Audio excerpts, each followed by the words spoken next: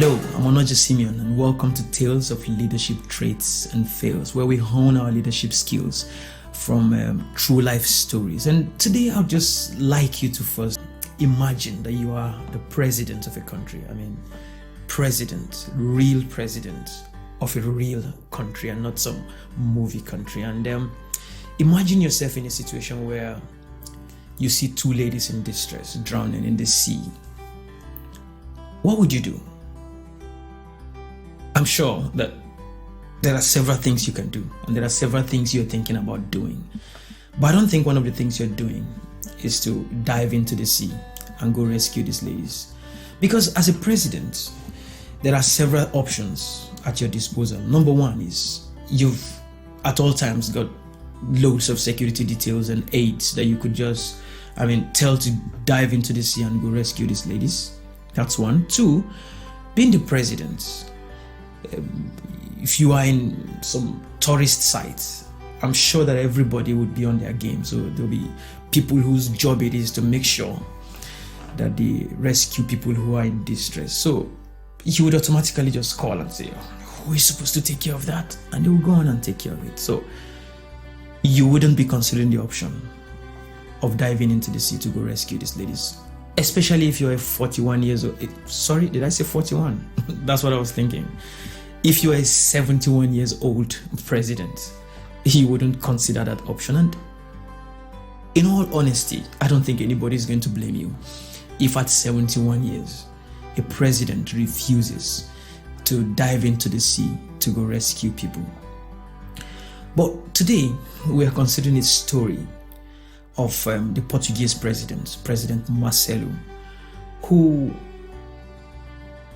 did not take any of the other options, but took the only option that he shouldn't take. And that's the option of diving into the sea to go rescue the ladies.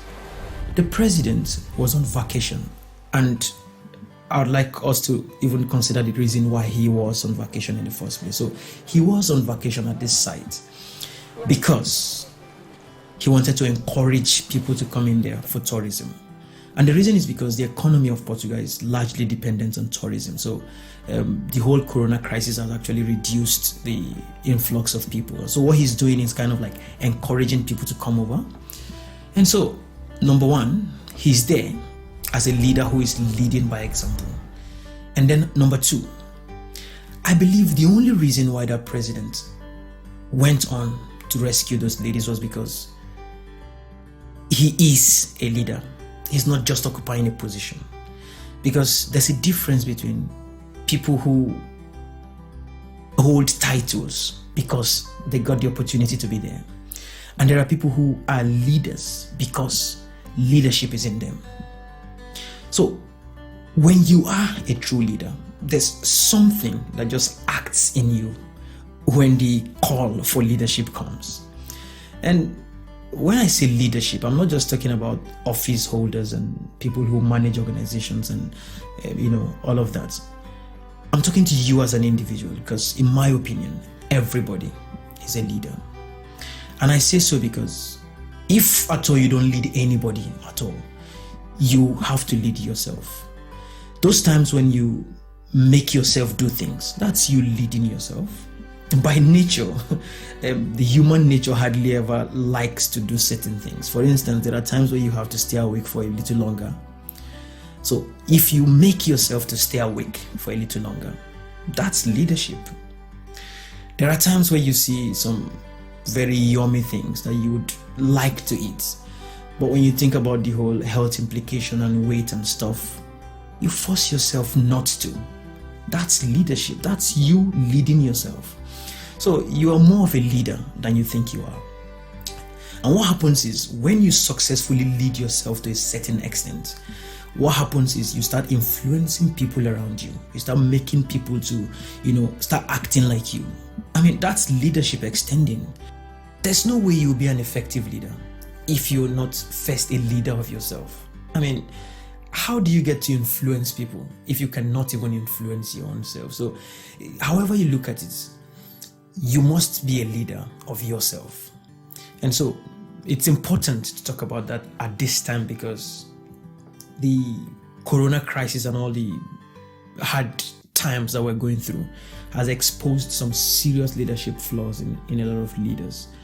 And aside the corona crisis and all the present pressures and things that are happening, we've seen leaders who are presidents of countries and send their children to other countries to go study. We've seen presidents who, when they fall ill, they just jet off to other countries to go get treatment. And so what that is simply saying is the medical facilities of the country you're presiding over are not good enough for human use, or not fit for human use. And so this singular act by this president, for me, speaks a bunch. It's something that we all have to learn from. And it shows the kind of leadership that leads from the front, that leads by example. If we're talking about some 40, 30 something years old presidents, maybe it won't be that much of a news, but we're talking about a 71 years old man swimming into the sea to go rescue two ladies. That, I think, is serious news. By that singular action, President Marcelo had displayed true courage, the true courage of leadership. And there's this discussion around leading from the front and leading from behind. Some would insist that the best way to lead is to lead from behind, because you get to see people, in their flaws and in their best. Your presence is not kind of forcing people to do things in certain ways. You get to watch the organization very well, watch the people very well, and you're able to influence them effectively. Some others have argued that leading from the front is actually the best, because what happens is when people see you in front, there's this natural tendency for them to want to follow. There's a total destruction of the whole concept of, is it possible, is it not possible? Provided you're in front, it means it can be done. But in my own opinion, in leadership, in true leadership, there are times where you have to lead from the front, and there are times where you have to lead from behind. And what I mean by that is, when it comes to celebrating victories, I believe it's smarter, to take the back seat and just let others celebrate the victory. What that does is it encourages people to work more, to do better. And then when it comes to, facing real battles and, displaying courage, I believe that's the point where leaders should step up and lead from the front. And so that's exactly what President Marcelo has done. He spoke loudly the language of courage.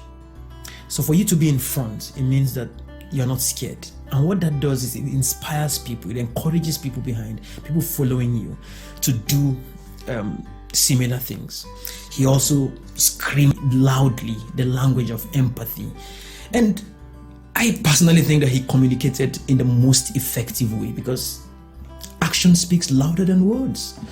There's no way that president would tell anybody there to show empathy next time, and they would doubt it. They would just go straight and go do it. And while speaking to the journalists, the president described what he did as an act of patriotism.